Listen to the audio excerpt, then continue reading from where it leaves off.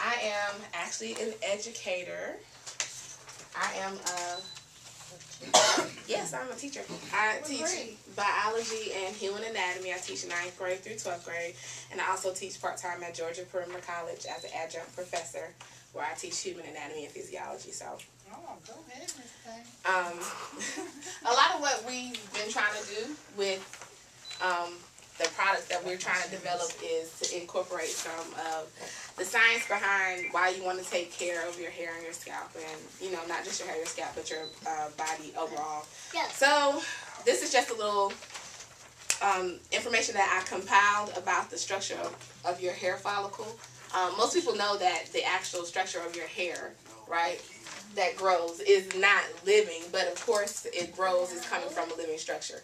So the skin that's on your body, you touch your skin, that's actually made up of cells called epithelial cells. This is epithelial tissue. This is the same stuff that makes your scalp. So there's a part of your scalp that goes down, deep down into the second layer of your skin, the dermis, because there's 3 layers of your skin. Goes down in there, and there's a set of cells that surrounds the root, or the part of your hair that grows, and that's called the hair follicle. So the hair follicle is the living part. It divides its cells, and it actually secretes the protein that becomes your hair. Okay, and then the hair. So if you look on your sheet, I just have a little picture there. You can see the parts of the hair follicle as it makes up your epidermis and goes down. So at the bottom, you can see the root all the way at the bottom, and those inside is where those cells that divide to produce your hair.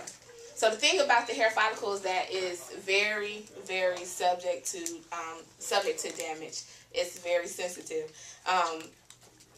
Down at the bottom, there's a list of anatomical terms, some things that you should know. The natural oil that is secreted on your hair comes from a little gland that surrounds the follicle, and it acts to naturally moisten and lubricate the hair, and it creates a product called sebum. Now, when you wash your hair with way, way harsh shampoos, it takes that natural oil from your hair. That's why you have to be careful to make sure you're using, if you are using shampoos, that you're using mild shampoos, sulfate-free shampoos that are not going to be as harsh and pulling those natural moisturizers from your hair.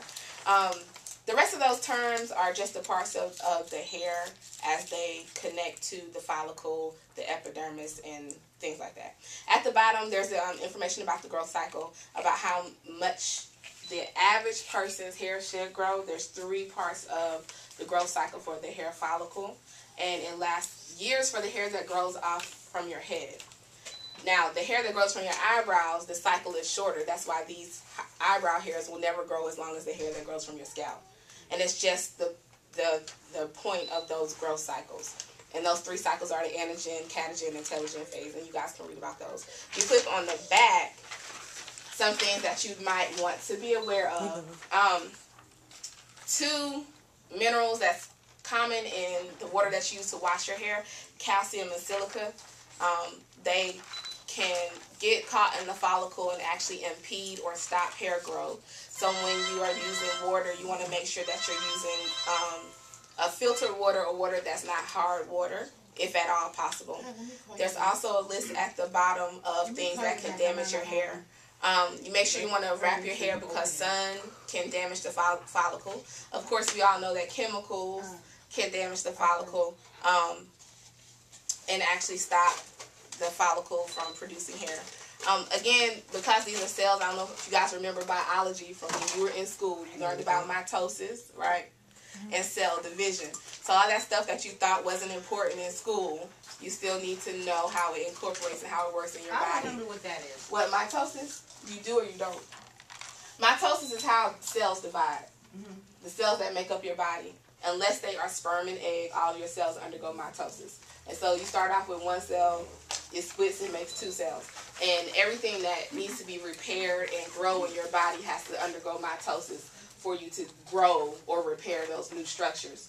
So when you apply things like chemicals, be it a relaxer, even some of those harsh things that are found in some of the color, if you are out in the sun too long, you can damage the follicle. So the part of the follicle that makes up where your hair grows from, those are cells that have to divide. They divide and then they produce the hair that comes out of your scalp. So you want to make sure that you're making sure that you're keeping your scalp healthy and clean, and you're not applying a massive amount of those harsh chemicals. Medications, things that you may take will cause hair loss, especially things like if you're in chemo. The diet that you eat, make sure that you are taking supplements. I take supplements myself. I take omega-3s, and I actually take a prenatal vitamin, even though I've not been pregnant and don't have a child. Is that okay? Would that give you energy? Well, that doesn't necessarily give me energy, but there are other supplements that you can take for that. And we have a nursing school student in the house as well, you guys. I got plenty of questions. Nursing school. All this stuff that she's talking about. This is the stuff that I teach to the pre-nursing students, and this is the stuff that she's learning in detail in her coursework. So, and then underneath the bottom, some of the things that I'm sure all of us know, some of the things that you can use to treat, nourish, and sustain your hair follicle. A lot of things that I know most of us have as staples, like you can see coconut oil is there, olive oil is there, that you can apply to your scalp and help to nourish and keep your follicles healthy. A lot of things that a lot of people don't, well, a common thing that a lot of people don't do is drink enough water. And we don't consider how drinking water will impact our outer appearance. But you want to grow healthy hair. You want to have clear skin. I have like a little pimple. But you want to have clear skin and stuff like that. Drinking a lot of water, because it'll help keep you clean inside and it'll show up on the outside. And then everything else is just listed. You can read for your reading pleasure. We talked about diet and proper care. Just make sure that if you are doing things like color, make sure that you're at least going to, I would say, go to a professional to get color. If at all possible, like, I try not to do color all over. That's just a personal choice that I make, just to keep it away from my scalp. I have naturally thin hair genetically, so I try to keep all the color away from there. It poisons your brain or something? Well, actually, diffusion. You guys remember diffusion, right? Anything that you put on your skin, your scalp, it actually diffuses. It's going to seep into your body, basically. So that's another good reason why we elect to not put a chemical relaxer, which is what we know in the world of science, a basic chemical.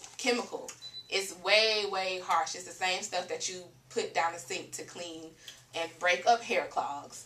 That's why it relaxes your hair. It breaks the proteins that's in the hair. So if the same stuff that you put in the clog to unclog sinks to break it down is that strong. It's like a burn, which is why you also get chemical burn if you leave a relaxer on too long.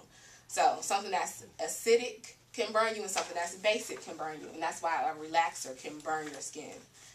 So the pH scale ranges from 0 to 14, 0 being acidic, 14 being basic.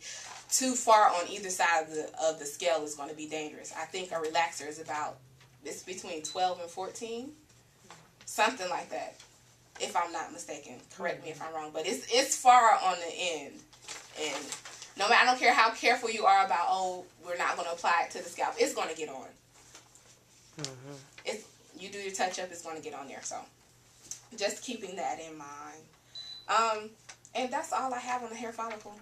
Make sure you're keeping your hair and scalp clean and using the proper things. If you're unsure about what you're putting on your hair, you have to start reading the ingredients of the things that you're putting on your hair. Become an ingredient